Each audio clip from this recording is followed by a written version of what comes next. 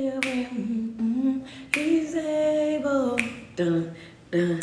Hey, hey, oh yeah, hey, y'all remember that song? He's able, oh yes he is, oh yes he is, oh yes he is. You know what I'm saying? I used to think I was a part of every single, like, I was a part of the sopranos, a part of the altos, I was a part of everybody. So yes, never mind me. Good morning to y'all. Though let me wipe this off for some reason. It looks, there we go. Look like it got a little fog going on. Good morning, Grand Rising, Rich Rising, happy new day to each and every one of you guys as y'all popping into the chats on this morning. How y'all doing this morning? How y'all doing this morning? Y'all know all week long for the past 3 weeks we've been dissecting the story of Joseph. Super excited about getting into this morning. What's going on, Gigi McGross? How you doing over there? What's going on? How y'all doing, man? Good morning, Grand Rising, Rich Rising. Happy April. That's right, happy April. It's a brand new month this year. We are already 4 months into this year. You know what I'm saying? If that's not enough to be like, yo, listen, I really need to be focused on my life. I need to be focused on my development. I need to be focused on what it is because time is moving. Time is moving. It is April the 1st as of right now. We are already in the second quarter of this year. First quarter was what? January, February, March. Now we are in April already. I'm talking about already into April. It's like, you know, we were just saying Happy New Year. And here we are. You know what I'm saying? Leola, good morning to you. Thank you so much for that first badge of the morning. Michelle D, thank you so much. Got the second badge over there. Good morning to you. Vita Brooks, appreciate the stars this morning. Good morning. I'm telling you, man, it is a brand new month. And I don't know about y'all. But I'm just happy to be here on today to say I made it to the second quarter. Because, baby, it's a lot of folk, understand me, that we lost in that first quarter. You know what I'm saying? It's a lot of folk that we lost in that first quarter and had us out here like, man, this year is just now getting started. Why is it coming in like this? Why is it this? Why is it that? And just to know, right, that we made it to the second quarter of this year, what I want y'all to do this morning real quick, I just want you to double tap on that screen. If you just excited to be here, double tap on the screen, Facebook, TikTok, Instagram, send some hearts upside the screen, send some love upside that screen, baby. I'm just happy to be here. It's the second quarter. Congratulations. I feel like we need to say that. Congratulations to everybody that made it, because guess what? You were chosen to be here. Congratulations to everybody that's here this morning because you was chosen to be here. Trust me, it's some folk that wanted to be here, would have did anything in the world to be here. They're not here this morning. So for that alone, I am grateful. I am thankful. I have nothing but gratitude overflowing out of each and every part of my heart. Understand that. Double tap on this screen, but we're going to get into what we're going to get. I'm telling you, Lily, listen, when you go to the news feeds and you going up the timelines and the For You pages and you see nothing but, you know what I'm saying, RIPs, you see nothing but, you know what I'm saying, get your rest, you see nothing but you broke my heart with this one. You know what I'm saying? You see that so much and you looking at yourself and you're able to stand here right here today. You're clothed in your right mind. You got the activities of your limbs. You're able to still interact. You better take this day and you better run all the way out with it. Do you hear me?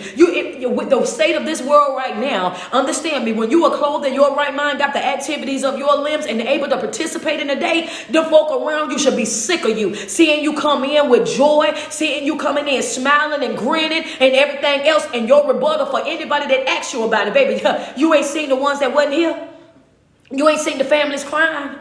I'm just glad not to be in that number. I'm glad not to have to be dealing with that right now in this moment. Understand me? No, baby, yeah, I'm having a good day. And you go have the day that you deserve, because you're not going to ruin my good day for me. Baby, we just cannot do it. I'm telling you, it's just the time that we're in right now. Just the climate of everything that's happening all over the place. It's one of those times where you just have to simply just be thankful, be grateful of everything, how God is moving in our life right now. You know what I'm saying? Double tap on that screen real quick. Y'all are at 3.7. I think we need 5 more badges on IG. Y'all double tap on the screen. We need to get 200 stars over there on Facebook. So right now I think we need to get 180 stars on Facebook. Let me grab something. Y'all double tap on the screen while I'm getting it. Double tap on the screen. When I come back, I want us to reach our goals.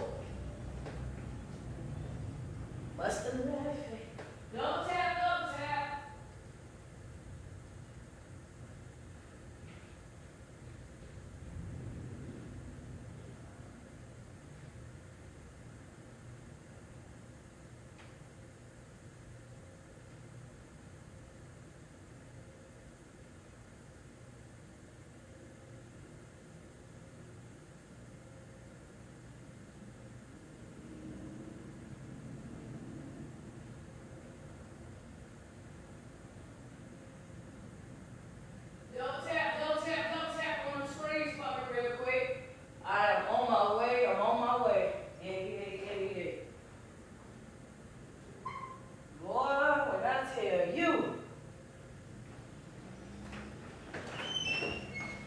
When I say the enemy be busy, be real busy, ain't no way in the world we'd have lost the whole charger. we done lost the whole charger, the whole cord missing. There's no way. I was already missing the block, but now I'm missing the whole entire thing. Oh well, we outside. We're gonna figure it out as we go. Don't know how in the world that happened. Exactly. Well, the thing is, I think I left my block at the cabin, so I don't have the block. So I got both of the cords. It was the one that have the two things. So both cords was in that, and now. Right, I had an extra one, so I got one phone plugged up into that, but the other phone is not on charge right now, so I was trying to go ahead and get it covered so I can make sure that it was ready to go. But that's neither here nor there. We're not allowing the enemy to get no victory out of that. We're just gonna go ahead and jump right on into what we're gonna be talking about on today, right? So good morning, Grand Rising, Rich Rising, happy new day to each and every one of you guys. You know what I'm saying? So we not even gonna let him do that, friend. We are not gonna let him do that this morning. So we've been talking about Joseph, right? The whole entire thing about Joseph, we came to the understanding on yesterday, right? That Joseph now have already met his brother Benjamin. And now that he's met Benjamin, they said that they brought him into the house. Joseph had to do what? When all his brothers came to the house, he had to go and find a corner in his house, a private place in his house so that he can go and cry. They said that Joseph was weeping, right? And he was weeping because he's seeing his brothers after all this time, after everything that they done to him. They are now there and they don't even recognize him. And one of the reasons why they don't recognize him is because of what? Why is it? I put emphasis yesterday. I told y'all these live videos are to teach you, right? These are teaching lives. The reason that Joseph's brothers did not recognize him is because of why. Put it inside my chat real quick. I told y'all it was going to be a pop quiz today. I told y'all this already. I gave it to y'all multiple times. Why did they not recognize that Joseph was their brother? Why? How is it that they did not know that was their brother? Okay, hold on. I'm trying to catch him in there. Who says, okay, who knows? Who knows? Who knows? Yep, that's one of them right there. That's one of them right there, Diva Styles. You got one of them. What's the other one? She got one of them. Yep, they knew they threw him in the pit. Okay. No, it's not guilt and shame. It was one more. They thought he was unalive. The reason why they did not know that Joseph was that Joseph was a brother, because they thought that Joseph was unalive. And some of them thought that he was unalive, and some of them thought that he was just gone, that he just left. Understand me? So they wasn't sure. That's right, Fee. Some of them thought that he was unalive. Some of them thought that he was just gone. So as you're reading through the passages, right, you have some brothers when they're talking about like he left from us. He went away from us. He's no longer here. And then you have other brothers that's thinking that, because of what we done to our brother, you know what I'm saying, of how we unalived our brother. So the truth of the matter is they really just did not know. They didn't know anything, because when they left him, they put him inside of the pit. And when they left him inside of the pit, come on, double tap on the screen. I want y'all to have that same interaction when I be up here. Because I need to know in 2025 in this season, what I need to know is this right here. That's what I mean. I didn't know if I could. Oh, no. I understood exactly what you were saying. I need for y'all to understand this. In 2025, you're going to be held accountable, right? These lives, I'm going to start holding you guys accountable. And I'm going to be asking the questions as we're going to make sure that you guys are actually taking y'all notes. Y'all are actually listening, and you're gaining something from these videos, because it takes a lot to get up and do this every single day. And I want to make sure that you're grabbing the information, right? So the reason why they did not think that was Joseph, it never crossed their mind that was Joseph, because they thought that some thought that he had just went away from them, that he was just gone, right? And then the other ones thought that he was unalive, right? That they left him in the pit, and that maybe the animals had got him and whatnot, and he was no longer there. But the truth of the matter is, who got Joseph out the pit? Who was it? Who took Joseph up out of the pit? Who took Joseph out of the pit? Who took Joseph out of the pit? I want it in the chat. Who pulled Joseph out of the pit? That's right. I see one person. Who pulled Joseph out of the pit? Midianites. There you go. The Midianites pulled Joseph out of the pit. The Midianites pulled Joseph out of the pit. And when the Midianites pulled Joseph out of the pit, they sold him to the Ishmaelites. The reason why Joseph was with the Ishmaelites is because the Midianites had sold him to them for how many pieces of silver? How many pieces of silver did they pay? Did the Ishmaelites pay the Midianites to get Joseph? How many pieces of silver? I told you guys it was 10 pieces less than what Judas received for Jesus. Oh, TikTok, wait a minute. Y'all be paying attention. Y'all be, okay. I see y'all over there. Okay, hold on. Yeah, I see it coming over here on IG. IG got some work coming. IG. I see y'all tapping in with it. What about Facebook? Facebook, y'all got some answers for me? Y'all got, okay. Friend came in with it. Okay, that's right. That's absolutely right. 20.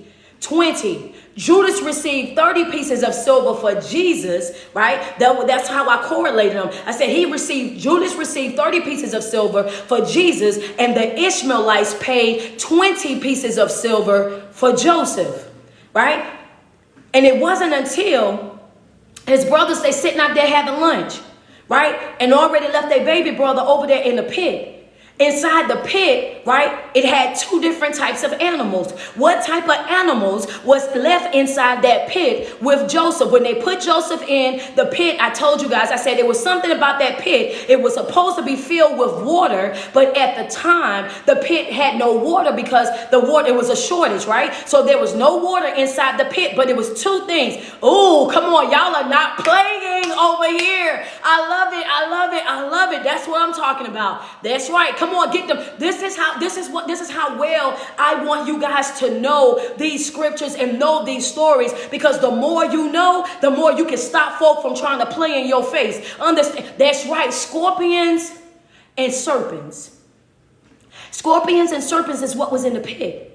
They left Joseph in the pit, and even though he was in the pit, the Bible never speaks about him being bit by either one of these things. It just simply states that the Midianites, a caravan of Midianites came through. They pulled Joseph up out the pit, and they sold Joseph to the caravan of Ishmaelites for 20 pieces of silver, right? And as they're sitting there eating, then the brother get this bright idea, and he's like, hey, I know what we can do. We can go ahead and we can sell him to the Ishmaelites. I mean, after all, he is our brother, right? And I told you guys that was what? Emotional manipulation, right? Trying to use the fact to pretend as if he's feeling sympathetic for Joseph or feeling some type of love for Joseph, right? Saying, oh yeah, after all, he's our brother. And the truth of the matter is, it wasn't really about Joseph at all, right? Some folk will make believe that they care about you, and they won't really care about you. They care about the benefit of having you there, right? It's about what you can do for them, what you're giving to them, the service that you're providing for them. And I told you have to be mindful of these things. And I think that it's placed here because I want us to understand that this don't just happen when it comes down to friends. This also happens when we're talking about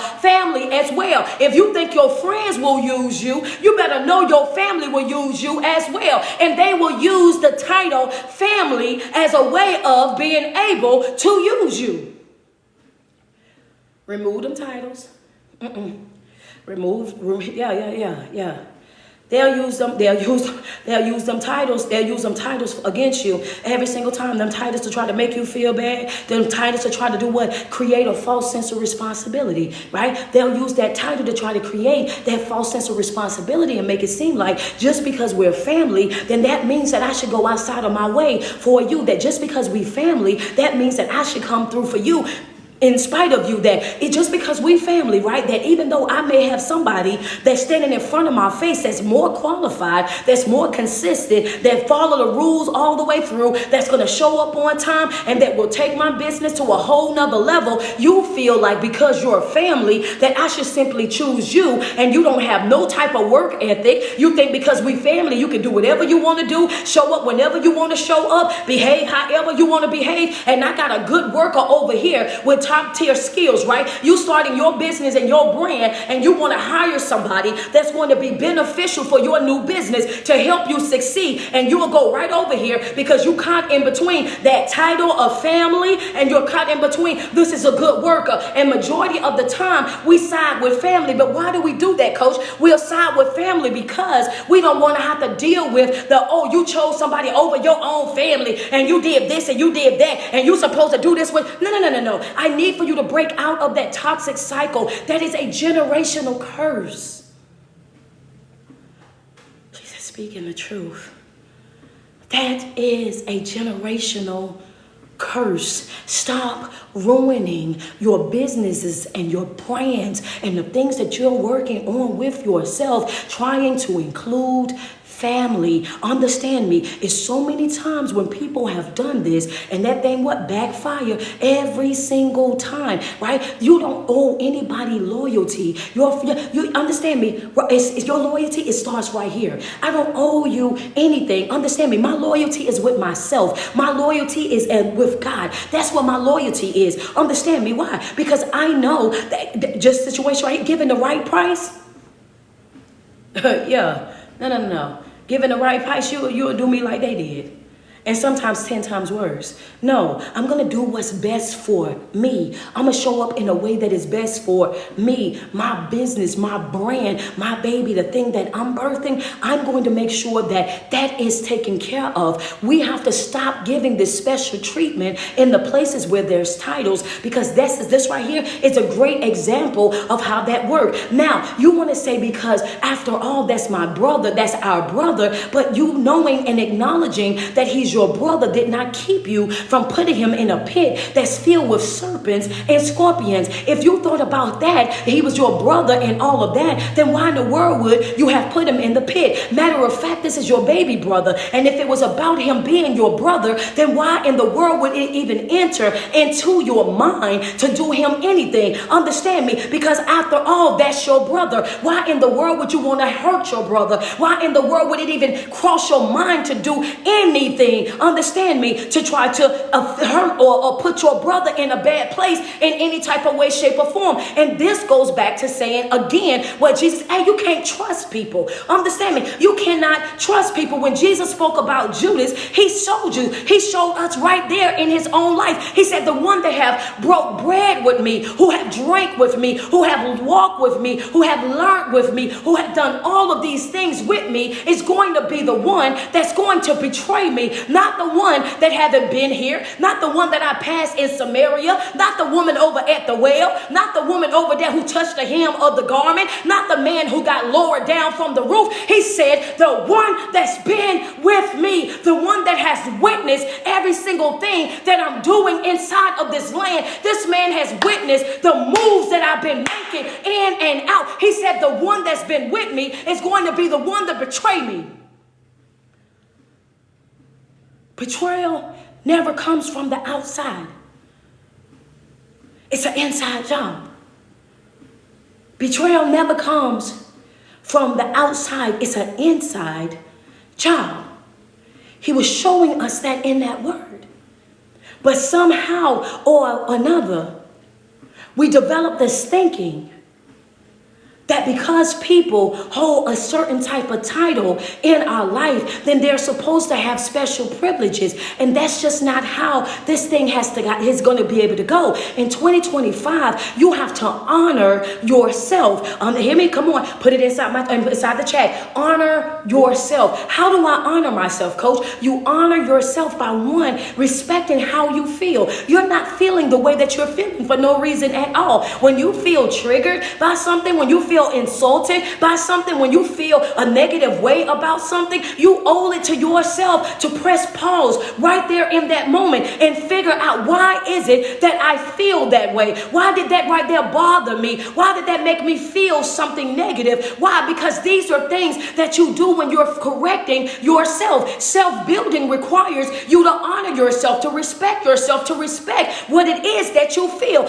You deserve, right, to have a healthy relationship with yourself. And that matters. Why? Because a lot of us right now will say, well, after we go through, thank you, Danielle White, I appreciate the stars. And how is this going to help us on our spiritual journey in 2025? Because I'm sick and tired of y'all saying, I knew I said shouldn't have done it, but I went ahead and done it anyway. You dishonored yourself. I saw all the red flags, coach, but you know what? I said, you know what? I got a good heart, and your good heart caused you to dishonor yourself. You know, I just went ahead and done it because that's what all of you know. We've been doing that in my whole family, and I just said, you know what? If I don't do it, then they gonna come back and they gonna say this, that, and the third. So then you value what other people felt about that situation over what you felt about that situation. So therefore, another situation of where you did what? You dishonored yourself. All of these things are things where you're saying, I did it because, and every time it's a because, you dishonored yourself. We got to stop that. We got to stop that. We have to break that generational curse. We have to break out of that type of mindset, right? Because when you're operating like that and you're going outside of your way, what you're doing is you're pleasing people. You're pleasing people, showing up for people, prioritizing people, and you're deprioritizing yourself. You're sliding yourself over to the cabinet. You pushing yourself over there. I'll get to you later on. You putting yourself, you know, that little drawer that you have in the kitchen that you got all the junk stuff in. You keep putting yourself inside. Just imagine, everybody got one. I don't care what kind of life you live, everybody got that drawer in the kitchen, that one drawer in the kitchen that holds everything. You can find batteries in there. You can find the bills over in there. You can find markers and ink pens and everything. That drawer in the kitchen, everybody got it. That's where you keep putting you at. You keep dropping yourself over in that drawer in the kitchen where you have all your stuff at.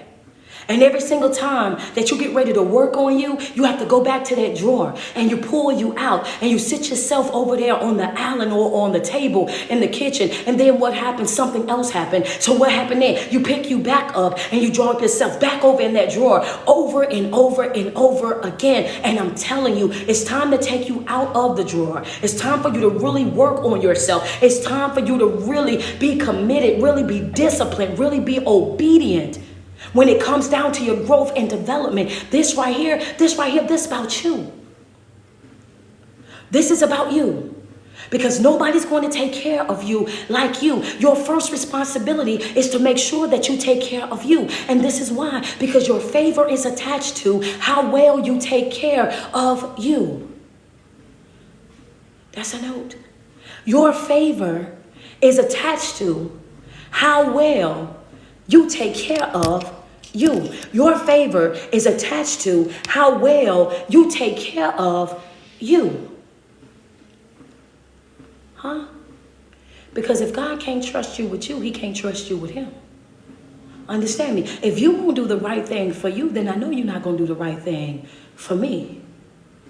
When God sees that, that's the reason why when people start their spiritual journey, they start out just simply working on themselves. And while they work over there and they're working on themselves, once they start getting into it, I'll give most people about 3, maybe 4 weeks. And once they get into the 3-4 weeks, then what happened? They all of a sudden start to have a craving to get for a spiritual relationship. Then all of a sudden, out of nowhere, people who were not spiritual at all, not religious at all, never read no Bibles, never read no self-help books, not trying to get into none of that, then all of a sudden what they start doing, they want to get into all of that. They all of a sudden find themselves at the bookstores, at the Christian bookstores, and they picking up different stuff because now that they've been working on themselves, they understand that there's also, even though I got the good mental health now, I know all my motivation is top tier. I know, I got my body in shape. I'm going to the gym every day. Physically, I got that going. Oh man, I'm emotionally fit right now. I know when somebody didn't tick me off, I know how to get right right back together, but it's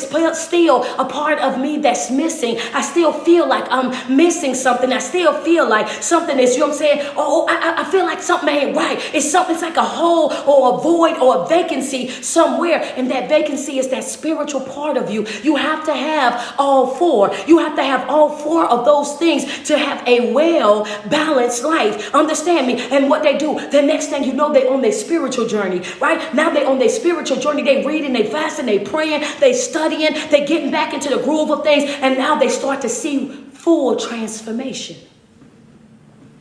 Now they start to see full transformation. Now things are shifting.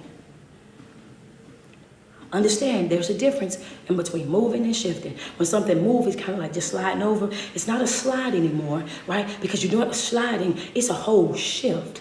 That thing that turned around on you. And now you're seeing things differently. Now you're seeing differently. You're feeling differently. Everything is not, now it's like, wait a minute, I got this. I can make this right here work. I can continue to do this. This is how important it is for you to know who you are. So when you're not so easily finessed or bamboozled. When people come with this emotional manipulation, you know exactly how to handle that situation. Thank you, LaShonda Hunt. I appreciate you so much. All right, now double tap on that screen. So in this situation, this is what the brother does. And it wasn't never about, understand me, it was never about him being concerned about Joseph being his brother. What he was concerned about was the money that he could get off of Joseph. Understand me, which was the emotional manipulation. The emotional manipulation was the part where he says, after all, that's our brother. That's fake love.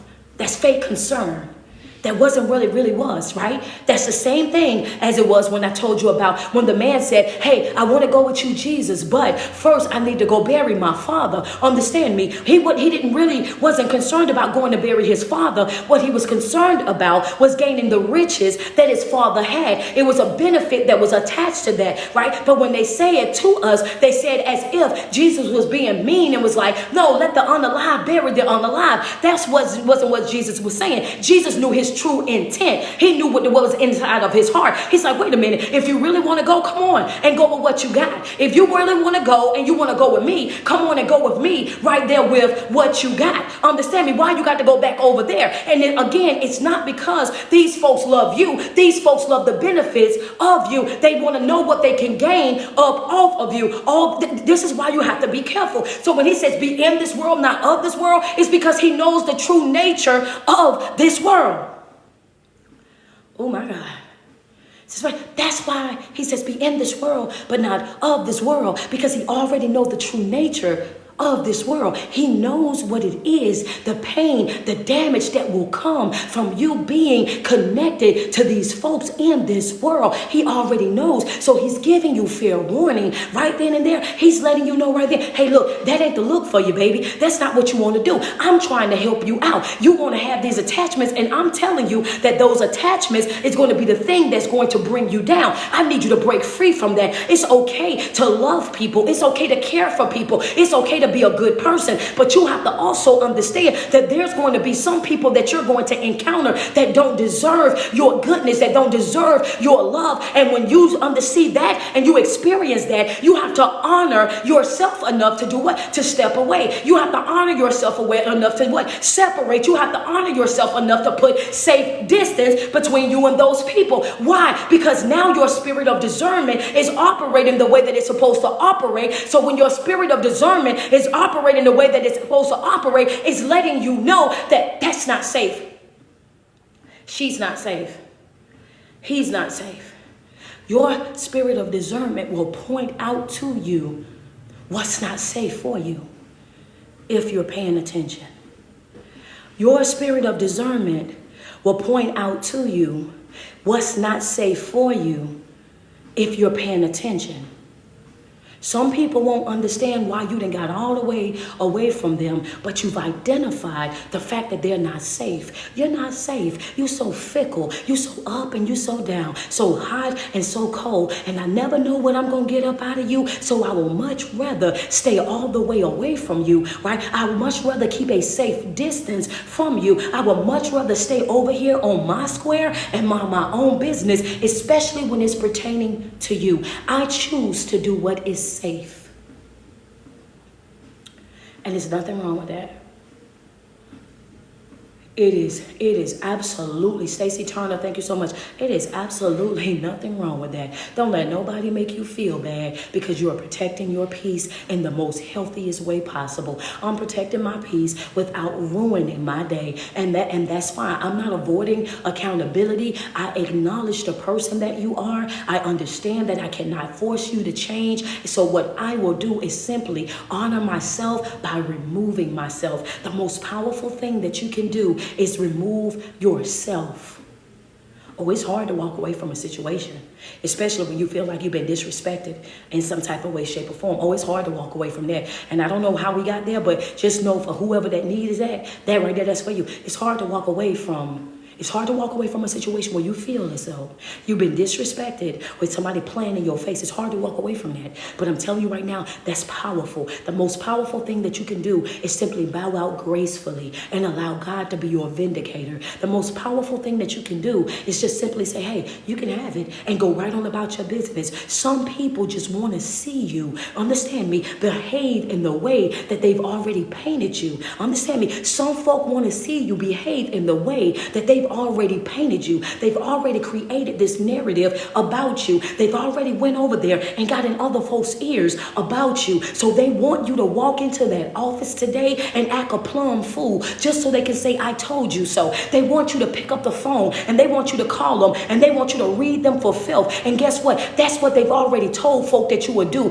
They want you to come in there and show all the way out and do all of this. Why? Because this is what picture that they've already painted of you. I challenge you on today to step back and step away, to breathe in, breathe out. Remember the God that you serve. Understand me. And his get back is far greater than any get back that you could have ever done. Understand me. All you have to do is step back and step out of the way. That's it.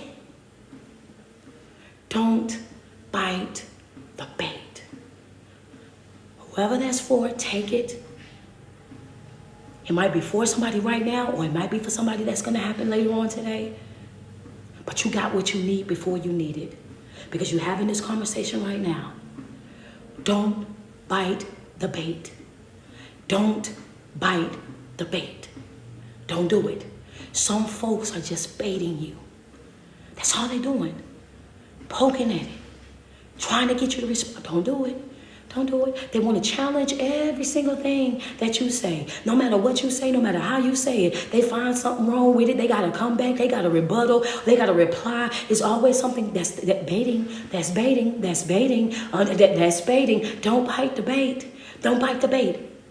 That's how you have to do. Now, let's get back into that. That's it. Hey, I don't know who that's for, but that's for you. I love y'all. Now we get back into this. So now here go his brother with this emotional manipulation. And we like, listen, that ain't going to work out over here, right? This man is already gone. The Ishmaelites already got him. He gone or whatnot. And what happens now, they are at Joseph's house for the second time. In 43, they at Joseph's house for the second time. And when they came, they brought their father Jacob. He sent them with all the finest things that they had over in their city, over in the city of Canaan. He sent them with the oils. He sent them with the incense. He sent them with all the myrrh and all these different things. And he did that. Why? Another example, because this is another example of what? Emotional manipulation. Another example of what? Emotional manipulation. So inside of the story of Joseph, thus far, we've learned about triangle abuse, right? We learned about triangle abuse, and we also learned about emotional manipulation, right? Both of these things are things that we experience on a regular basis when dealing with people, right? So now we over here and we have another example of what's happening in this moment, right?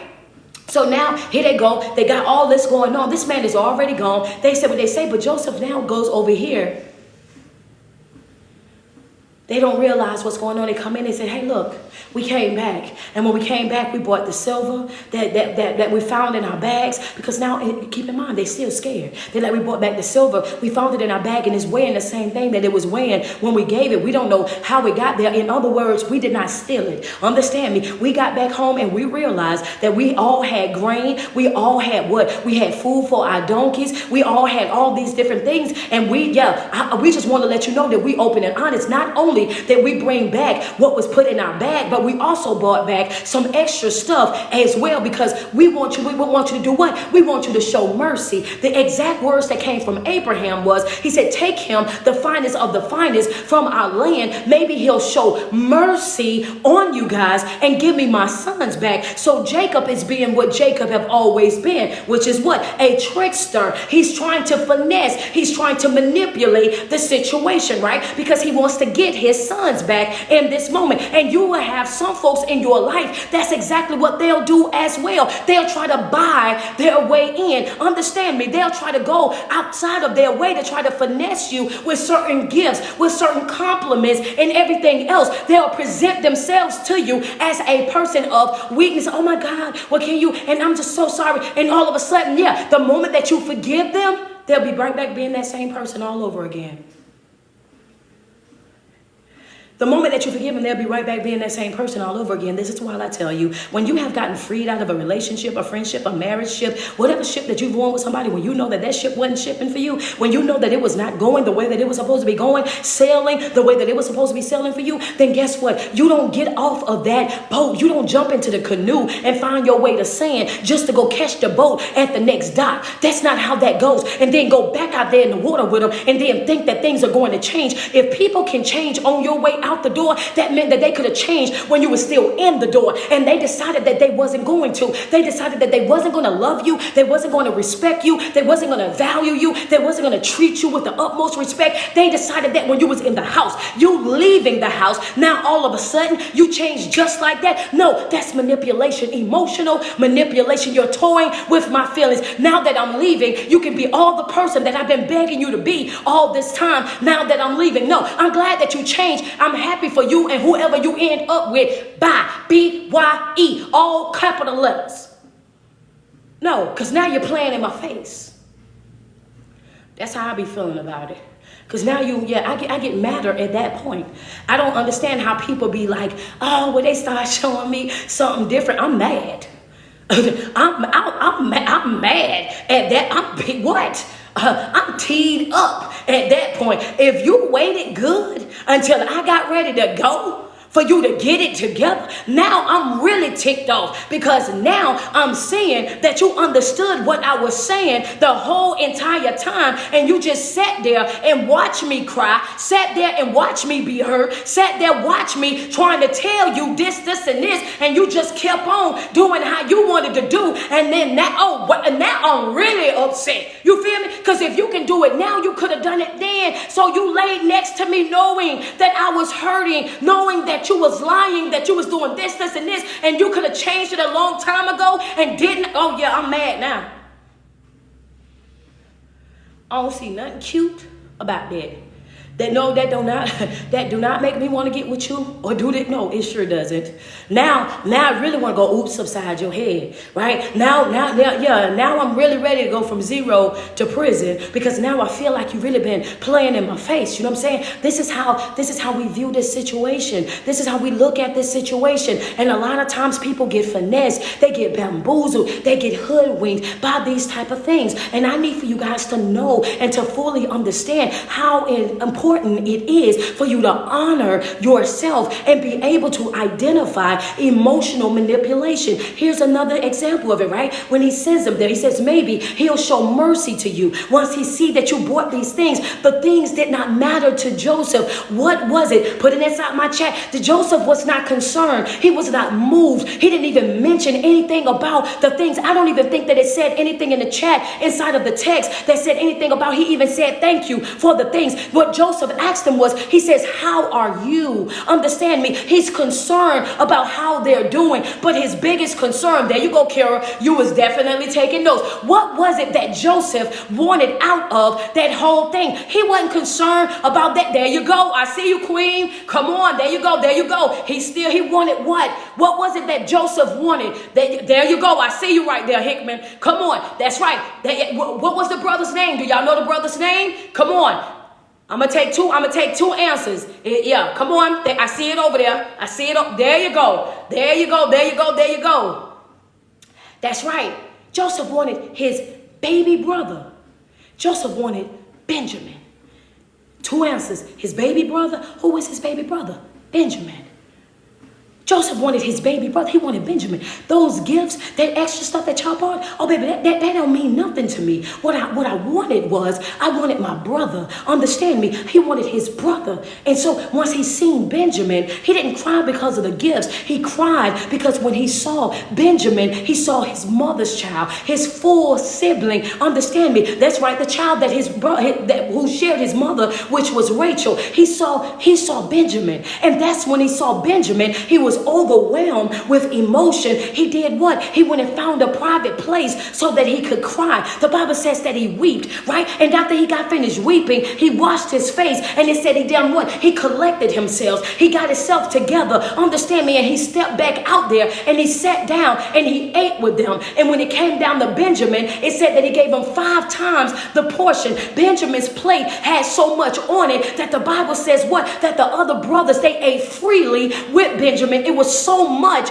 they put so much over there with Benjamin that his brothers, everybody can just sit and eat. And in that moment, I told y'all, I said, isn't that something? Because when we first started this study, I said, it's weird to me how a person in the family can see that person that's growing, that's evolving, that's creating a business, a brand, generational wealth for a family, you know what I'm saying, doing all of that, and they will look at them and snur their face. They would look at them and talk down on them. They would look at them and say, oh, they think they better than us. They think they doing this and they doing that. And the truth of the matter is, you're my cousin, you're my sister, you're my brother. And when I win, we all win. Because when I get in the palace, baby, you see all the rooms in this palace? I don't even have this many children. That means I need all y'all to come with me. When I go up, I'm bringing all y'all up with me. When I have it, we all gonna have it. When Benjamin got his 5 times the portion, what happened in that situation? His brothers sat and they ate freely with him. So what I don't understand is when Joseph received this promise right here, how is it that his brothers got to feeling so, you know what I'm saying, so jealous and so envious that they didn't even realize that the brother having this dream right here meant everybody was going to be up here together. When Joseph goes to the top and everybody have to bow before Joseph, then you got to know that once Joseph reached the top, then we're in the palace, then guess who else is in the palace? The whole family is now in the palace. But people be blinded by their own jealousy and enviousness. People be blinded by that. Why you? People be so concerned. Why not me? Why you? Why not me? Understand me. That they don't even see how they're still being blessed. How they're still going to be having. How things still going to be working out for them because they're blinded by the wrong things. They took this man through all of this when the blessing was for their whole family. My God, my God. They took this man through all of this when the blessing was for the whole family. Through him, everybody is about to be blessed. But 4 people saw this though. What are the 4 people what are the 4 people that saw this about Joseph and they utilized Joseph to fuel what it was that they had going on? What are those people? Who is those people? Who gained from Joseph? Who are the people that gained from Joseph? And I said that they had 2 things in common. There you go. I see somebody that says 1. I see 1 over there on TikTok. I see y'all. Yep, come on. Okay, yep. Let me see. Wait a minute, hold on. I think somebody just had it. There you go. I see somebody got it right there. Yeah. Well, y'all, yep, I see the ruler over there. Come on. The Midianites, because they received 20 pieces of silver for Joseph. That was a come up for them, right? Potiphar, because as long as Joseph was inside of Potiphar's house, everything that Potiphar needed to run smoothly ran smoothly, right? So he relinquished everything that he had. He gave it to Joseph because he seen the Lord was all over Joseph. Third one was what? The warden. Because when he went into the prison, what happened when he went into the prison? He relinquished everything he had to Joseph in the prison because he seen that the Lord was with Joseph. So everything in the prison ran smoothly, right? Because Joseph was there. Joseph was in charge. And the fourth one was Potiphar, right? These are people who experienced come-ups off of him.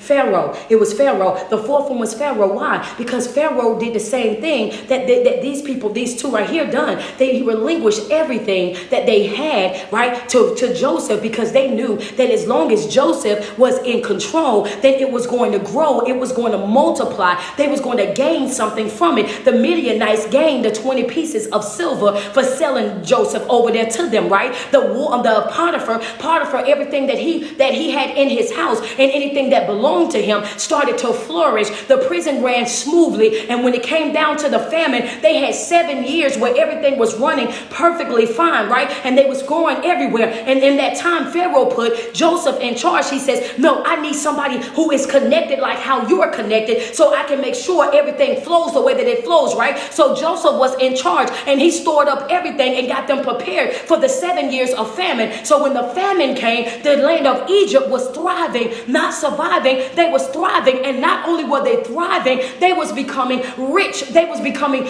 wealthy in a famine. Well, why do you say that, coach? How is it that they in a famine for 7 years? And the Bible says that the famine was going to be so severe that they will forget the 7 years where everything was flourishing. They did. The Bible did say that. And that was in fact the truth, because the lands outside of Egypt was experiencing the famine. Where Joseph was, there was no famine. Why? Because Joseph had favor with the Lord. This is why I say the enemy works so hard to keep you from knowing you, because your favor is attached to the way that you treat you. Because how the way that you treat you is how you're going to treat God. If he can't trust you with you, he can't trust you with him. So you live a lack life, a bare minimum life, a mediocre life, because you don't honor you. Therefore, you don't honor him. Come on, double tap on the screen. Don't get quiet. Don't get quiet. Double tap on the screen for me. Let me get some love. Can I get 5 badges on IG? Can we get 200 stars on Facebook? Yeah, it's tight, but it's right? So you what? People, you live a mediocre life because, yeah, most people live a basic life because they've accepted that. They're cool with that. As long as their bills paid and the lights are on, they cool with that. And they say it, right? If you want more out of life, you got to be willing to do more. You got to be willing to be challenged. You got to be willing to be put to the fire. Understand me. You have to be willing to be up, to be able to get up and go get that life. Not just go get it, but creating that along the way. The life that you want has to be created. This is what you have to do. You can't just go buy Walmart. You can't just go buy Target. You can't just go buy, Value City and say, I want to pick up a brand new life. That's not how it works. You have to put in the work. You have to create that thing that you want in your life. You have to create it. Thank you so much, Crystal Marie. Appreciate you. Can I get 100 more stars on Facebook? Y'all help her out real quick. Double tap on this screen. Where we at right now? Get us up to 100K on TikTok. Double tap on that screen. Let's go. So now we see the 4 people that came up off of Joseph, right? Gave a good breakdown of that. Now we understand that the famine is actually a thing. The only reason why Egypt is not having the famine is because of the favor that's on Joseph, right? So when he said that it was going to be no food, it was really no food, but everywhere except for where I'm at. I need you to do me a favor real quick, and I just want you to put exception. I want you to put exception in the chat. Exception in the chat. Exception in the chat. When you have, thank you, Danielle. Danielle, appreciate you. When you have favor with God, you have what? Exception. Oh, my God, my God, my God. So, yeah, when everybody else is talking recession and struggling and having mental breakdowns and, you know what I'm saying, mental breakdowns and spiritual, you know, this and spiritual poverty and going through this and going through that and struggle. And they're like, baby, you're not experiencing any of those things because you have exception. I have exception attached to my name. I'm in alliance with the Most High God.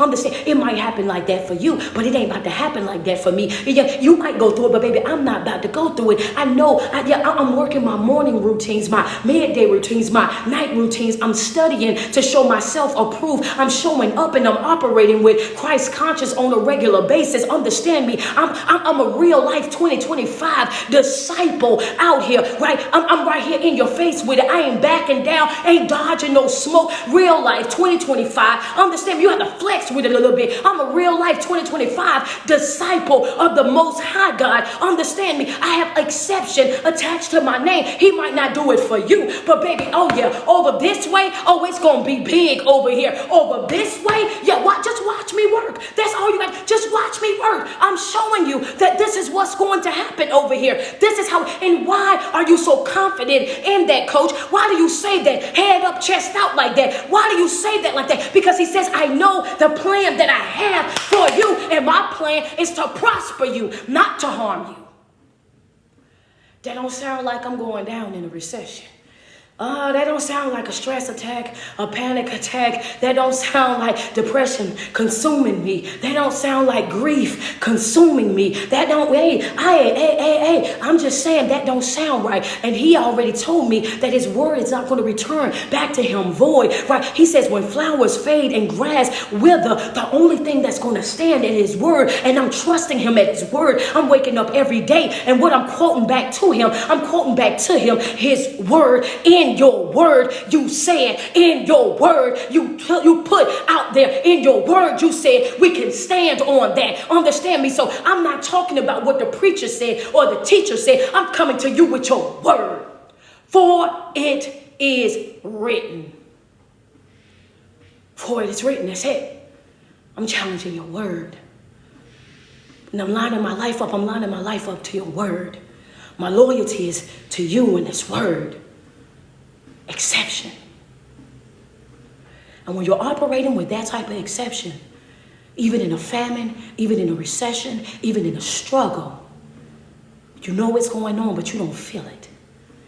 You know what's going on, you see it with everybody else, but you don't feel it in your own life. I sympathize with you. I understand what you're going through, but get in your word, get in alignment with God. You want to know how I'm still smiling, how I'm still standing, how I'm still moving, how I'm still taking trips and still doing this? Baby, get in alignment with your word. Get in your word. Understand me. Operating out of fear, having panic attacks, anxiety attacks because of the climate of this world and the things that's going on in this world. And I keep talking about it over and over. It's because it's a real thing. I keep talking about it and putting it out there because we have different people come to the live every day that are experiencing this firsthand. Understand me, when they're going into the schools, when they're going into their jobs, simply going to the market, things like that, they're experiencing this. And I'm just hoping that as you're strolling on one of these platforms, that you hear my voice and understand the importance of you being in alignment with the Most High. You do not have to operate in that spirit of fear. You don't have to accept the anxiety. You don't have to accept the stress and all of that. Get in your word. Get in alignment with God. That's your best protection right there. When you are in alignment with the Most High God, he's already said, greater is he. Understand me, the whole entire world can be against you, but when God be for you, do you hear me? This is what he says to you.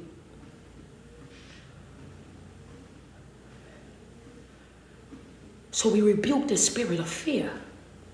The spirit of stress and anxiety. We rebuke that sense of always tiptoeing on eggshells, peeping over your shoulder, not feeling comfortable at work or at school because of things that's going on. We rebuke that in the mighty name of Jesus. Do you hear me when I say this to you? I want you to know, baby, align yourself with the Most High. He can protect you more than, there's no army that can protect you like God can protect you. Understand me, when Jesus Jesus corrected Peter. Think about when the chief priest marched up in there and Judas had then gave them the location of Jesus. And he said, hey, the one that I kissed, that's the one that you're looking for. When he walked up on Jesus, Jesus said, do it quickly. Do you hear me? Baby, do it quickly. I need for you to understand. Do it, whatever it is that you're going to do. Baby, go ahead and do it quickly. That's how we move it in 2025 all the way through 2029. Baby, whatever it is that you're going to do, go ahead on and do it. Because if you think that I'm about to be walking around here with a heavy chest because of you, if you think you're going to instill fear in me, stress, anxiety, panic attacks, have me out here looking like a 13-year-old boy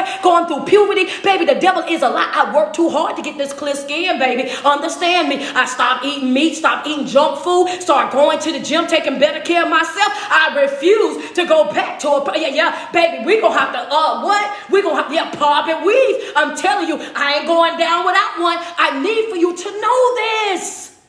Come on. Come on.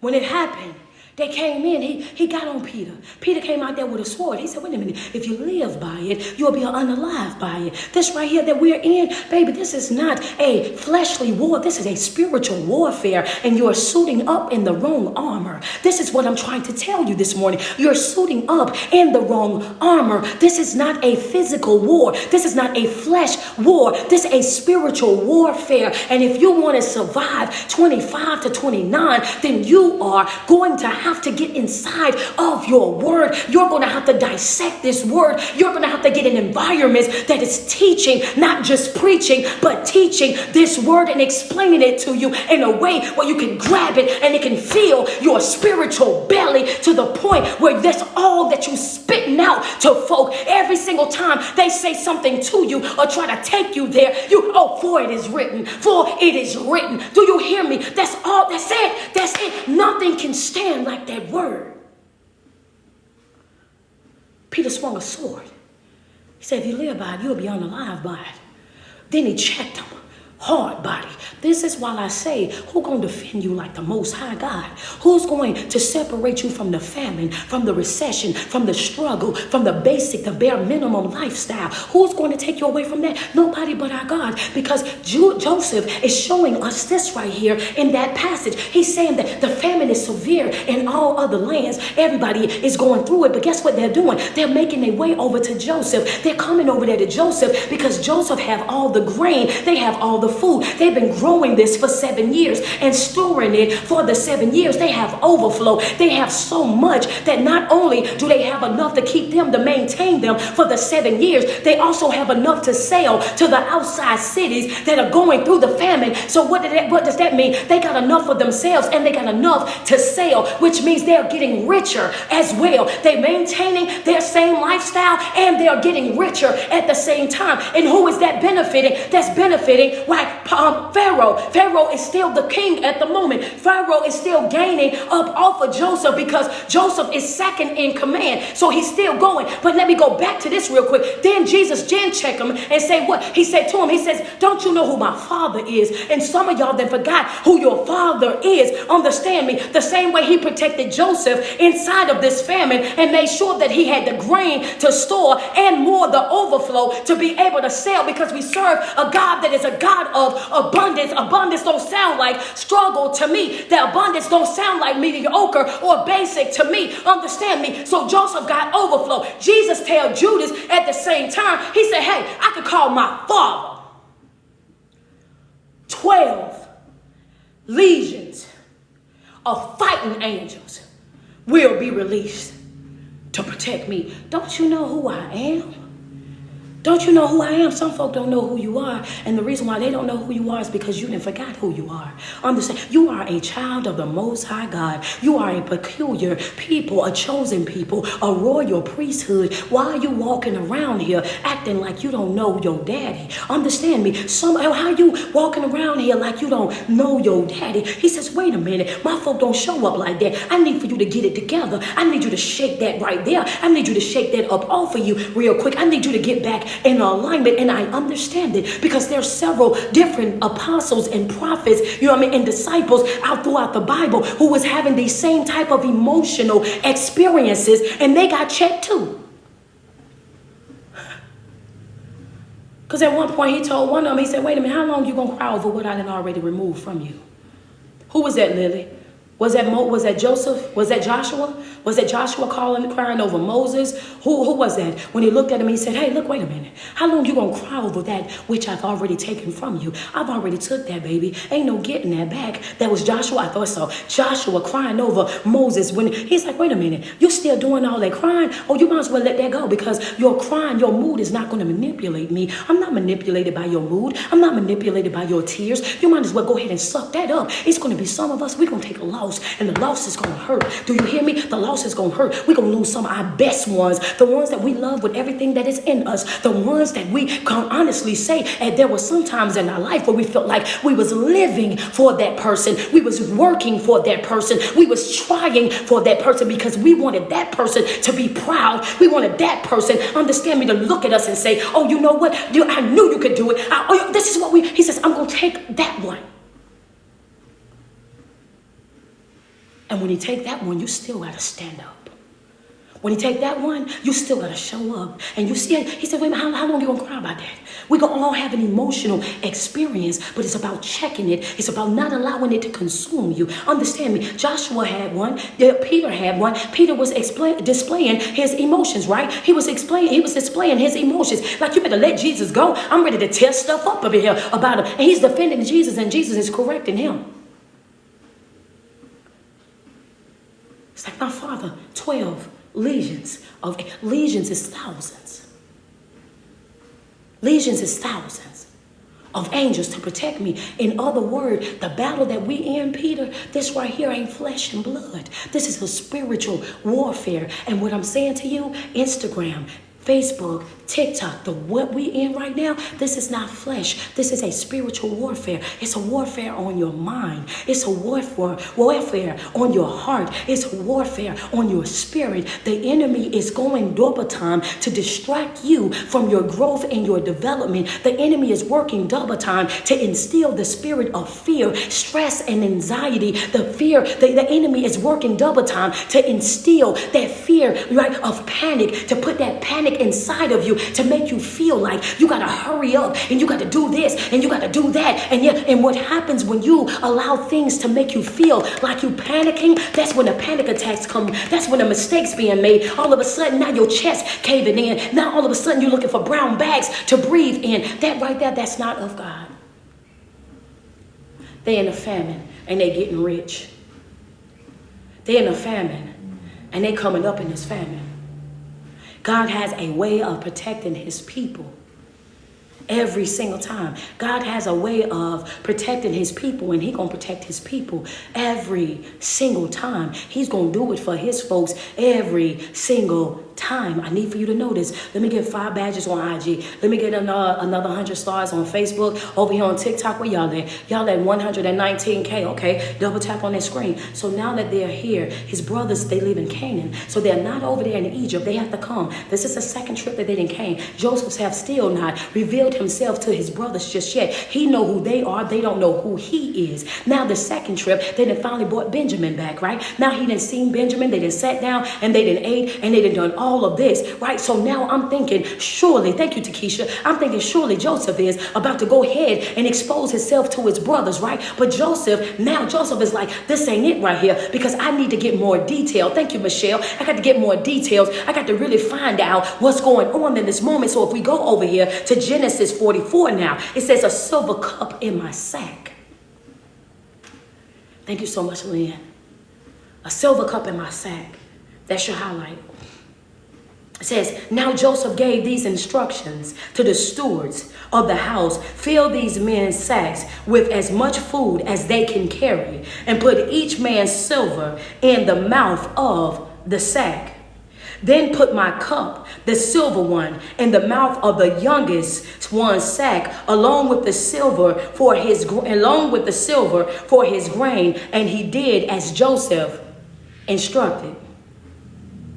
So wait a minute. They then came back a second time First time Joseph gave them their money, gave them the grain, gave them food for the donkey. The second time he's sending them back, he tells the stewardess, he said, hey, look, do me a favor. Give them as much grain as they can carry. I want you to fill it to the brim. Understand me? I want you to fill it to the brim. Give them as much as they can carry. And then take the silver that they brought back to me, everything that they brought back to me, I want you to put that in the mouth of the sack. That means down in the bottom of the sack. Put it down in the mouth of the sack. But then when Benjamin's bag, I want you to take Benjamin's bag. Not only do I want you to put the silver in that bag, I also want you to put my cup down there as well, right? And so now the stewards, they go out there and they do what he says. As morning draw, the men were sent on their way with their donkeys. They had not gone far from the city when Joseph said to the steward, he says, go after those men at once. And when you catch up with them, say to them,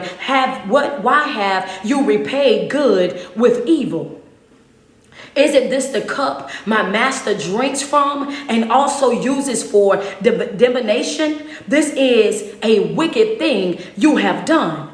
When he caught up with them, he repeated those words to them. But they said to him, why does my Lord say such a thing?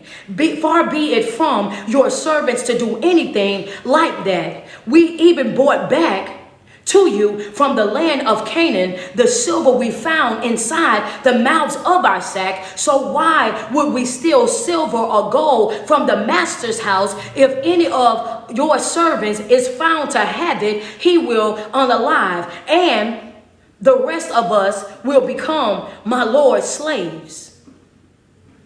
Now wait a minute. He says, wait a minute. Why are you over here playing with us? Not only did we come back to Egypt and we brought back the silver that y'all put in our bag the first time, along with all this other expensive gifts, why in the world would we bring that back if this is what we was going to do with it?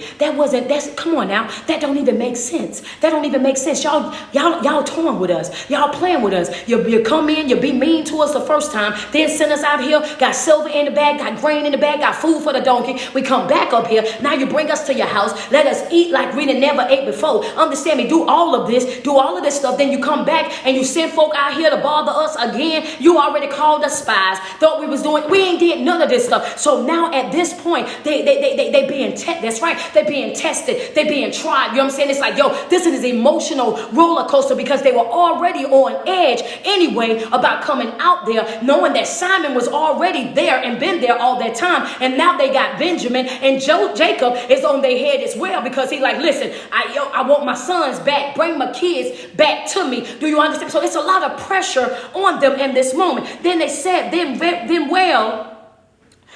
well, then he said, let it be as you say. Whoever is found to have it will become my slave. The rest of you will be free from blame. Each of them quickly lowered their sacks to the ground and opened it. And when the steward proceeded to search, beginning with the oldest to the end and ending with the youngest, the cup was found in Benjamin's sack. At this, they tore their clothes. And they all loaded their donkeys and returned to the city. Joseph still in the house when Judah and his brothers came in, and they threw themselves to the ground before him. Another time where they bowing before him. The very same thing that they said they wasn't going to do is the very thing that they're now doing, and doing it multiple times. And Joseph said to them, what is this you have done? Do you know that a man like me can find things out by divination? What can we say to you? What can we say to my Lord? Judah replied, what can we say? How can we prove our innocence? God has uncovered our servant's guilt. We are now my Lord's slaves, we ourselves and the one who has found the cup. 17 says, but Joseph said, far be it from me to do such a thing. Only the man who was found to have the cup will become my slave. The rest of you go back to your father in peace. Then Judah went up to him and said, pardon your servant. My Lord, let me speak a word to my Lord. Do not be angry with your servant, though you are equal to Pharaoh himself. When I read that part, I said, oh my God, but wait a minute. He says, though you are equal to Pharaoh himself. Now, when we was over here, and I told you my dream, you laughed and joked and plotted to throw me out. Then down here, you left me in a pit to rot. Then you thought about selling me, but I had already been sold. Then you went on about your day and enjoyed your life without daddy and my mama, while I'm over here a servant in Potiphar's house. Then I spent 2 years in jail before coming a ruler, and now you stand back, you stand face down and recognize me as Pharaoh's equal. My God, my God. I said, well, look how things change. That's why you have to tell people, don't celebrate too soon. Don't think I'm out of it too soon. Understand me? Don't think I'm out of it too soon. Don't get too happy, because my God got a strange way of turning things all the way around. God has a way of shifting everything right on back around. The ones that you think wasn't, oh yeah, hold on, wait a minute. The ones you think couldn't, wait a minute, hold on right now. God has a way of turning things right on around. So then he says, even though you are equal to Pharaoh himself, my Lord asked his servant, do you have a father or brother? And we answered, and we have an aged father, and there is a young born to him at his old age. His brother is unalive. Who is his brother? Come on, Candace Bash, appreciate you. Who is his brother that he's talking about that's unalive? It's Joseph. He's talking to his brother unaware. He's talking to his brother and saying to his brother Joseph, the one that he assumed is unalive, saying that, hey, wait a minute.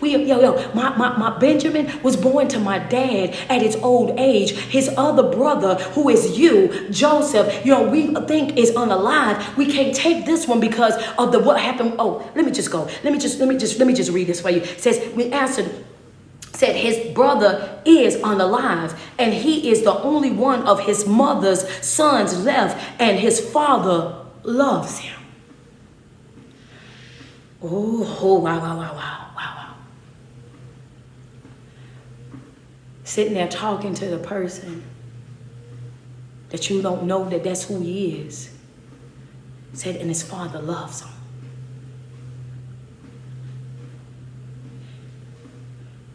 And his father loves him. NIV, the NIV version. And his father loves him. So it's just them two from Rachel. She's talking about, this is juicy. I'm trying to tell you. It's just them two. It says, then you said to the servant, bring him down to me so I can see him for myself. And we said to my Lord, the boy cannot leave his father. If he leaves him, his father will become unalive. He says, wait a minute. Then you say to your servant, bring him to me. In other words, he said, Judah is saying, you asked us to bring him to you. We brought him to you, but now we're pleading our case because you don't understand that the other son that came from Rachel is already unalive. So we think he's already unalive. He's already gone. And understand this right here. The only one that he have left from Rachel is this one right here. That's Benjamin. And if you take him, then our father will surely become unalive. Jacob had already said himself that I will be a sad old man. So now Judah is in here pleading his case to this man, right? Okay, so now as we go on, He says, but you told your servants, unless the youngest brother, right, comes down with you, you will not see my face. When we went back to your servant, my father told him what the Lord had said. Then my father said, go back and buy a little more food. But we said we cannot go down unless our youngest brother is with us. We'll go. We cannot see the man's face unless the youngest brother is with us. Your servant, my father said to us, you know that my wife bore me 2 sons. One of them went away from me. I'm about to learn you something with this. Hold on. I'm about to learn you something. Just hold on. He says, your servant, my father said to us, you know my wife bore me. The wife he's referring to is Rachel. Bore me 2 sons. One of them went away from me, he said. He has surely been torn to pieces. Hold up. To pieces. And I have not seen him since. If you take this one from me too, and harm comes to him, you will bring my gray head down to the grave in misery. Jacob prepared all this stuff to send to Joseph because he thought materialistic things would soften the heart of Joseph, and Joseph would show mercy on him and give him back because of the materialistic things. But what I'm looking at right now and what I feel is that the thing that Joseph, understand me, is feeling the most that he's learning in this situation, he's getting exactly what he wanted out of this situation. What's going to soften his heart, what's going to make him show them love is the fact that he knows that my father's been missing me. My father loves me. My father has been mourning. He's been grieving me. My father, in fact, thinks that I just left him. My father thinks that I've been torn to pieces in the wilderness. My father is going to be unalive as an old man that goes into the ground grieving this right here. Understand, this is what he wanted to know. He wanted to know, did y'all miss me? Did y'all think about me? Was I ever a fault? It was never about the silver or the gold or the myrrh or the incense or the oil. It was about things that money could not buy.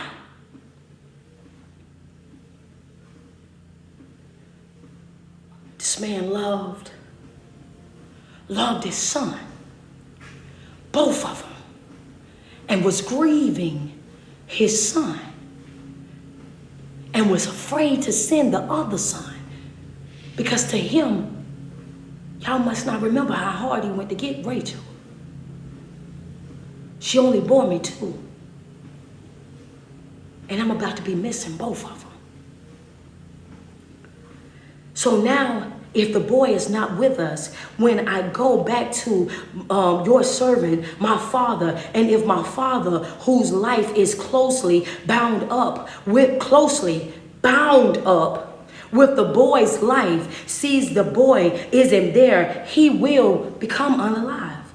Your servant will bring the gray head of our father down to the grave in sorrow. Your servant guaranteed the boy's safety to my father. I said, if I do not bring him back to my father, I will bear the blame before you, my father, all my life. Now then, please let your servant remain here as the Lord's slave in the palace, and let the boy return with his brothers. How can I go back to my father if the boy is not with me? No, do not let me see the misery that will come on my father.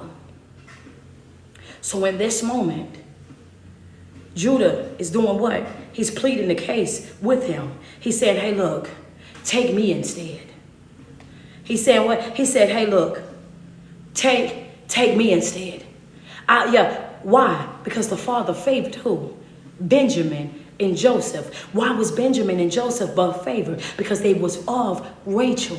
Those were Rachel's children. Understand me? Benjamin and Joseph was Rachel's kids. And that's why the father favored those two right there. He wanted those two right there. Remember over in 42, when I said, why is he talking to them like those are not his kids too? Understand? Why he acting like all of these ain't his children? Like how he was giving them that work. He was giving them that business. And I'm like, wait a minute. This is where that sibling rivalry actually came from. So in this moment, here you got Judah. Judah is over there and he's pleading his case because he already know the wrath that's going to come to him, what he's going to have to witness if he goes back to his father and he don't have Joseph right there with him, right? So he's pouring his whole heart out to Joseph, thinking Joseph is not Joseph, but Joseph is like, all this other stuff that y'all bought me is not even stuff that I want. I got everything that I need right now. Now I understand what's going on in this situation. Now y'all gonna get it. Y'all gonna get it. You know what I'm saying? Y'all know how it is. As soon as I go in here and tell daddy what's going on, it's going down for all of y'all.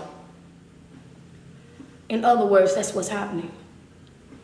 See, I can't go back without him. I can't go back so much as I'm willing to trade places with him. The word that he used that stood out to me, he says, my father's life is bound to this boy's life. My daddy loved this boy so much that he won't survive without this boy. So take me instead. And I know this ain't about Judah, but I also want to say, can you imagine how that felt, being in the house with your daddy and you know that your daddy loved your other brothers more than he loved you? That he was more connected and his life was bound to your brother than it was to you. And here you is going outside your way. Because it wasn't like they wasn't working, because that's the reason why Joseph went out there. Because they was out there working. They went to go out there to check on them, right? So you out here doing all this sweating and everything, doing all this, doing all of that, and you still overlooked. Understand me? You still out the way. He ain't even concerned about you. You know what I'm saying? Yes. Not to say what they done was right, but to say I understand their pain. I understand their emotional state. I understand why they would have the beef or the jealousy or the enviousness that they had towards Joseph. It never was really about the brother. It was really about Jacob. It was about the favor that Jacob was showing to Joseph that caused them boys to grow up with that type of animosity towards their brother. Understand me? Like if you would have never done all of this and you got him out here, you got all 12 of us, but then you got 13 over there with a colorful coat. Why he got to stand out over everybody? You know what I'm saying? Why? Well, come on now. That's not fair. Then yeah, this is the type of problem that we create. And I'm saying it because some of us right now in 2025, we have to be cautious about the way that we handle our children to make sure that we're giving them all that same type of love. Yes, true indeed, right? Yes, true indeed. Every child requires something different. Not saying that. I'm saying your love, the way you show up, the way you speak, the way you discipline, should all be the same. That should all be the same. Yes, every child has a different need, and you have to feel each need. But when it comes down to that love and that support and how you show up in these kids' life, it has to be the same so that we can prevent this type of behavior from happening and prevent this whole thing that they have when they say, oh yeah, the middle child syndrome, I'm a product of that middle child syndrome. I had an older sister who's now passed away last month, and I had a younger brother, right? A younger brother, my brother was right after me, right? So my brother's right after me. You know, it's a younger brother, but yeah, right there after me. But he's the boy, he's the baby. My sister's the oldest. So my whole entire life, it was still like not seen. But it didn't make me jealous or envious towards my brother and my sister. I loved them. We were very tight. The three of us were very, very, very tight. But that was because of mindset, which is strange now because I've always had this type of mindset, right? And I would never let anybody influence how I felt about something. I just changed how I dealt with certain people, even at a young age. When I seen the type of person that you were, and how you were, I would keep my distance. I'd be on top of a swing set over there playing with a baby doll for hours, braiding hair. I'd be in my room coloring and drawing just to be away from folk, to mind my own business. That's always been the person that I am. But in certain situations, you have people where it actually pushes them to levels where they will harm their other siblings because of the same thing. This is not far-fetched. You can go and look. It happens still to this day. This is why we have to be mindful of this. This is why we have to really watch the way that we treat each other, and especially with these kids. 45, Genesis 45 is where we're going on tomorrow. Genesis 45, this is the part that y'all been waiting on. It's the part that y'all been waiting on tomorrow. Genesis 45 is highlight, Joseph makes himself known. Oh my God, are y'all ready? Are y'all ready for this? Hey, listen, we've been in this thing for 3 weeks. Right? So now we're going to Joseph makes himself known. And I'm going to let y'all double tap on my screen. I'm going to drink some of my water real quick, and I'm going to share something with y'all.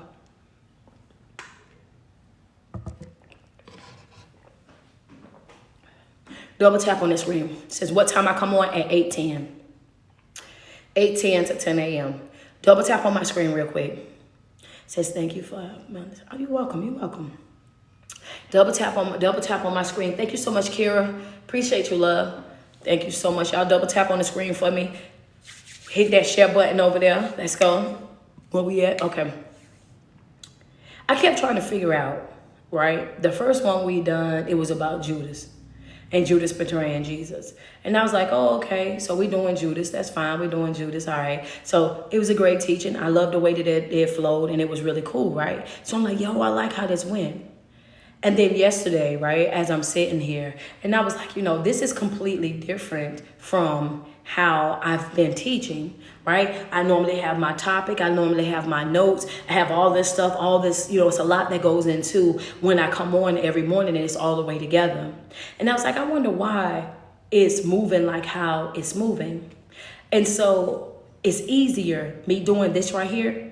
This comes natural for me, right? Because I'm reading my scriptures, and just the way that I understand, the way that I see things when I'm reading, it makes it easier for me to process and to give it to you guys, right? Without having to do all that I normally do when I'm processing it and dissecting it. And so I'm sitting there yesterday and I'm like, well, why? And I promise y'all, this is what I got out of that. My sister passed on the 25th of February. So I've been all over the place, right? I also had my retreat. My retreat was coming up as well. So when my sister passed away, I had to also, my sister passed away 2 days before I had to speak in California. So I'm in California, and while I'm in California to speak and to also celebrate my birthday, which my sister was supposed to have been doing all of this with me, 2 days before it all happened, she passed away. The day before I had to get up to speak, sitting in the hotel lobby with a couple of my supporters in Mahogany, I had to identify my sister's body in order for them to do the cremation. Hours later, I was going to be standing on the platform, and I was going to be speaking, encouraging everybody else, while my heart was in a million different pieces. So I never had the time to catch up. I never had the time to really breathe, to really figure out, like, what are you going to do? How are you going to do? How are you going to move? And in that time, I had to get up. I had to speak. Then I still had people that was there trying to celebrate. But the birthday celebration wasn't while I was still there. I was still there because I still had to wait on them to give me my sister's ashes, because I refused to fly back to South Carolina without her, because she was supposed to be coming back with me anyway, because she was going to be living with me, and I was going to be committed to that.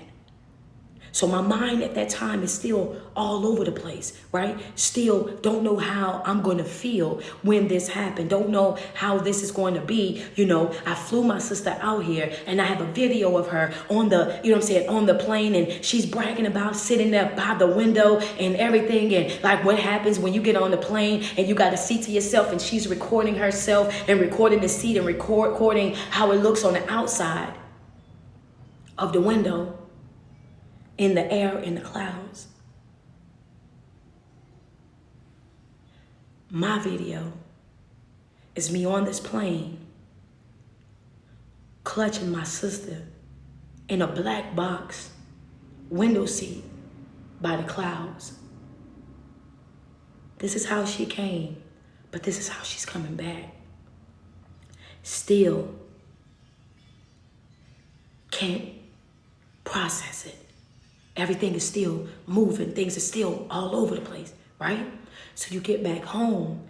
Now I got to figure out how to do a memorial, how to go to the funeral home, how to set up an obituary, how to do this, how to do that, how to go pick out flowers. So I'm still doing all of that in the middle of, I'm getting up here every day and I'm teaching still. I'm getting up here every day and teaching still. I took one day off, and that one day was to go to my sister's memorial.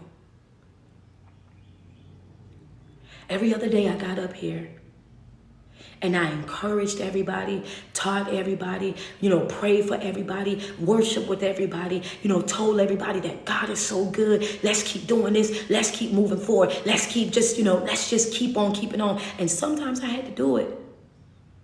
And I couldn't hold the tears would be rolling. And sometimes I was able to fight them.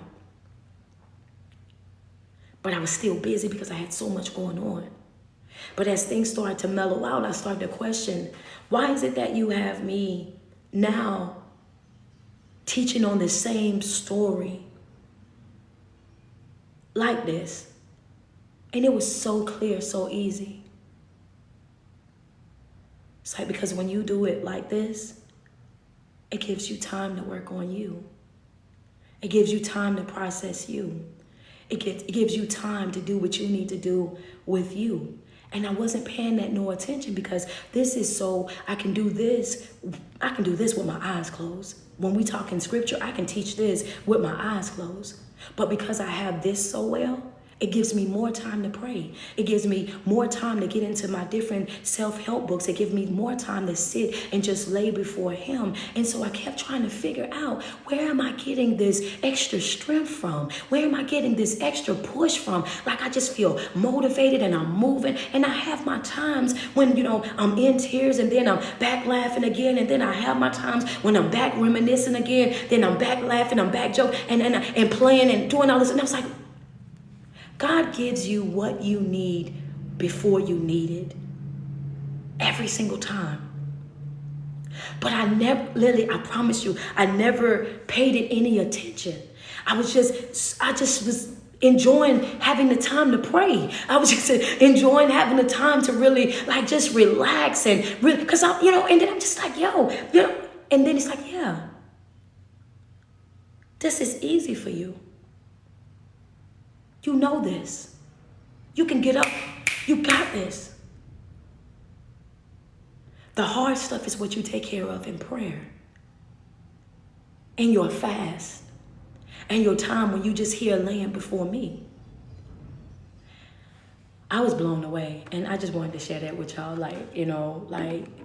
Pay attention to your life, because when I say that God moves in mysterious ways, and he will be doing things that, and you don't even know that they're, and I always say, God goes to work in the dark, but I'm real life living in an experience where God is going to work behind the scenes in my life. You know what I'm saying? It's just a beautiful thing to see, because I'm just getting up and I'm just getting my stuff together. I'm just showing up for devotion, and I'm just doing this and devotion have been extended. Devotion is going crazy, right? Devotion is going crazy. And I'm like, It's so much prayer that happens before devotion. It's so much worship that happens before I sign on to devotion. It be so much I'm telling you, it be crazy. Devotion be crazy. But I've been and did so much before I got there that you can feel it as soon as we get in. Ross say, hey, we're gonna have to extend the time for devotion, because this don't make no sense the way we carry on in devotion. You know what I'm saying? I'm telling you, God really goes to work behind the scenes, and it's a beautiful thing to, you know what I mean, just to acknowledge the way that he moves, the way that he heals, the way that he is constantly encouraging and inspiring us. And I just wanted to share, I just wanted to share that with y'all real quick, because it was something that I acknowledged, and I'm like, wow. That's all I could say in that moment was just, wow. It's a beautiful thing. Be locked in, pay attention, because it be the smallest things and he be doing it. And as soon as I started questioning it, it's the moment that I started realizing what was happening, because Darius Daniels, Dr. Darius Daniels, said before, I watch Dr. Darius Daniels all the time. I feel like if you want to be the best, you have to study the best, and I consider him to be one of the very best. So his courses and his teachings and things that he put out, I'm always locked into. You know what I mean? Because again, like I said, he's really good at what he does, and he said before, he says, that sometimes you can be in the pain. You're going through pain, but you won't remember what the pain felt like. You're going through it, but as you're going through it, you're growing through it. You're healing through it. It's like, yeah, you've never been in this much pain before, but you also never been in this much prayer, right? It's like, hey, yeah, keep in mind now, you thinking like, oh, this hurt. He said, yeah, but look at your prayer life growing. Look how your worship life growing. Look how your study life growing. Look at what you're doing in the middle of that pain. And you're trying to figure out, how is it that you keep coming up here? It's because every time you step over here, I'm stepping over there. And I'm making sure that you don't sink. I'm making sure that you stay your course. Every time, I'm making sure, you got some times where you might stumble, you get in your emotions, but you step and I'm a pour. Every prayer, I'm right here. And I love that. I love it. So just keep that in the forefront part of your mind, that, you may have never been in this much pain, but that pain pushes us into prayer. It pushes us into worship. It pushes us up into studying and everything else. And God is good. I know that sounds crazy for me to say right now, like, I can't believe, but God is good. In spite of everything, he's still good. He's still good, and he's still working miracles and working wonders in each and every one of our lives. Because for us to be standing right here today, right, is a true reflection of his goodness and his grace. I love you guys, and I got to get out of here because we got prayer at 12 o'clock in the Patreon. If you're not in my Patreon, make sure you click the link that's in my bio that says Linktree Street, so that you can become a part of the Patreon. We're getting there expeditiously. We have prayer on Tuesdays and Thursday, and a Thursday night class every Thursday night, as well as devotion. We have devotion every single morning. I love you guys so much, man. Every single day that you wake up and you put 10 toes to the ground, I want you to sweat yourself. Tell yourself how beautiful you are and how much you love you, because there's no love like self-love. And you first have got to love yourself way before you're able to love anybody else. It's your favorite online motivational speaker, life coach, and evangelist. It's your girl, Street Poet. And tomorrow, y'all know we're getting into chapter 45. So go ahead tonight, read chapter 45. We're going to get into that on when Joseph reveals himself to his brothers. We're going to get into that on tomorrow. I love you guys, man. But if this has been beneficial to your growth, your development, if you're walking away from here with a new mindset, you feeling different, you're like, wait a minute, I love this right here. This has been just what I needed. I need for you guys to double tap on my screen. Send me some love. I see y'all that made y'all 204. Okay, that's what I'm talking about. I love you guys so much, man. I want you guys to have an amazing day, and I'll see the Patreon subscribers. I'll see y'all in the group chat. Before I leave up out of here, today is April the 1st. So if you are not in my Patreon, or you have not subscribed to my TikTok or my Instagram, make sure you do so expeditiously. If you want to know what the new fast is for the month of April, you need to make sure you subscribe to TikTok, Instagram, or Patreon so that you can get into our morning devotion with everything that we got going on. Yes, we are not stopping. This thing has been so good to us that we upgraded it. You know what I'm saying? Add some more stuff to it. We did some different stuff, man. So yes, if you think you was feeling good off of that 7-month fast that we just done, just know we got something brand new that we starting right now, April the 1st. So do not drag your feet. Don't drag your feet. Go ahead and get signed up right now. Everybody that's trying to come to the retreat in November. If you're trying to come to the retreat in November, it's going to be November the 20th through the 23rd. November the 20th through the 23rd, we will have another retreat. This retreat this time will be in Atlanta, Georgia. The other one was in Tennessee. This one is going to be in Atlanta. Listen, if you're trying to be a part of the retreat, as you can tell, it was off the charts. This one was off the charts, right? If you're trying to come to the one in Atlanta, make sure you subscribe to my Patreon. The link is going to first drop inside the Patreon, and then it will be posted online. But if you snooze, you lose. Understand me? I got a lot of people that didn't make the first one and y'all were mad about it. But if you're trying to get into the second one, make sure you get into that Patreon so that you can grab that link and you can go ahead and get your beds. She says, info, please. The link is right there in my bio. Link is in my bio. It says, I'm going to get my 2 daughters into, hey, get your daughters in there. Get your daughters in there. Like I said, we're going to drop it inside the Patreon first and let them go ahead and grab their beds, and whatever beds that are left, I'm going to put it online. So like we tried that with the first one. It did not work out so well for everybody that was just simply online watching, because the Patreon subscribers bought all the beds. So to prevent that from happening, one, we got a bigger cabin. We're going to get a bigger place, not a cabin, but a bigger place. We're getting a bigger place this time. So we will have more beds. However, it is still going to be first come, first serve, right? I love you guys so much, man. And I want you guys to have an amazing day. And I will see you guys